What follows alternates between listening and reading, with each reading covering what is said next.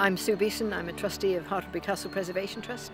I was one of the founding trustees and will be therefore standing down next month at the AGM.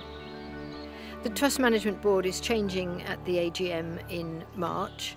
I'm standing down along with two other trustees. It's in our memorandum and articles, which we set up at the very beginning, that 30% of the board should leave every year to make room for new blood, to get new ideas. And we think this is a really important feature of the way the Trust is organised, so that we ensure some continuity with those people who are staying on, while making sure that we get people with fresh vision, who can bring a new take on things and not overlook the cracks in the wall that the long stagers have got used to. We've done well enough to be able to engage our conservation architects, Nash Partnership, who are advising us on the business plan and putting the detail onto that. And we're pleased to have been able to engage them so far. This was what the plan was, to raise the short-term money. We still need to raise more in order to keep that partnership going, so that they can begin to present the plan to the public and hopefully to the big funders.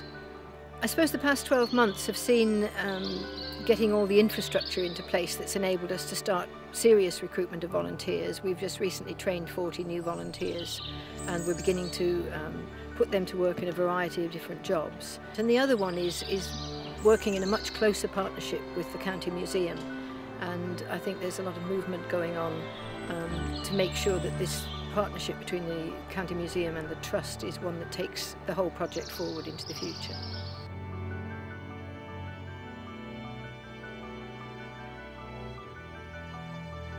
I'm Alison Brimelow, and since September last year I have been the chair of the trustees of the Hartlebury Preservation Trust.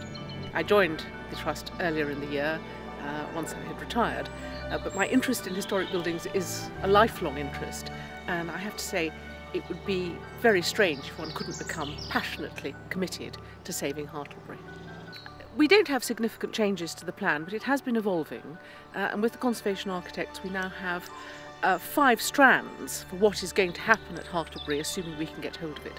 The most important part is working with the museum service to make sure that the offering here, the story of Worcestershire at Hartlebury, is really compelling. There's a lot to be done to bring people in and make sure that Worcestershire's story is effectively told. That's at the heart of it. And developing it also as a centre for education, learning things based on what Hartlebury knows, and also a centre for developing conservation skills. This is an old building, and we can use it as a platform for teaching people the skills to keep old buildings in good heart.